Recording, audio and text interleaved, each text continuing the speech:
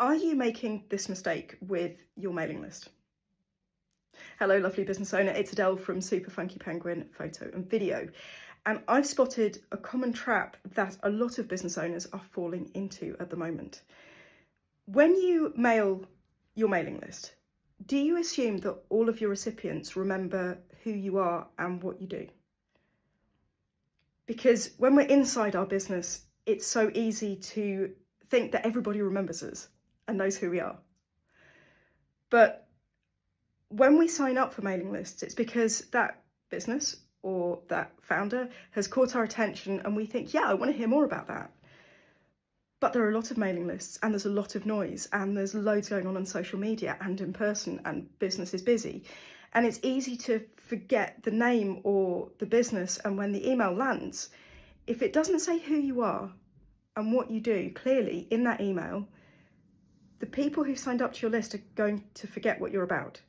So it's great that you're emailing and staying in touch, but are they remembering who you are when they read the email? So over the last couple of weeks, end of August, beginning September, there seemed to be a flurry of email lists that I've signed up to, sending out emails, and some of them have been sending regularly, some haven't sent for maybe 6 months or more.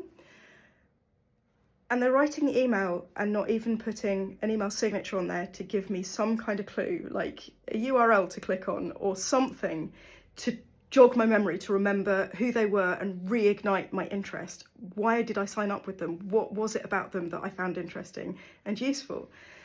So I'll show you at the end of this video what I put in my emails to make sure that everybody on my email list, when they receive my emails, they can immediately figure out who I am and what I'm all about, because the chances are life may have moved on since we first met and they might have forgotten.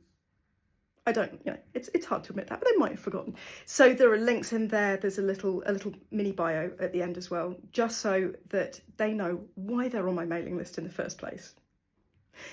So it's a great way to stop people leaving your list because they can't remember why they signed up in the first place.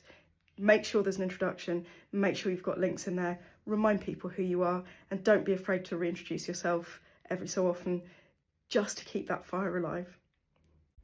After all the good stuff is a link for anybody who's been forwarded the email to join my list themselves, and a photo of me, bonus points for photos of ourselves, an introduction to who I am, and some ways that people can work with me.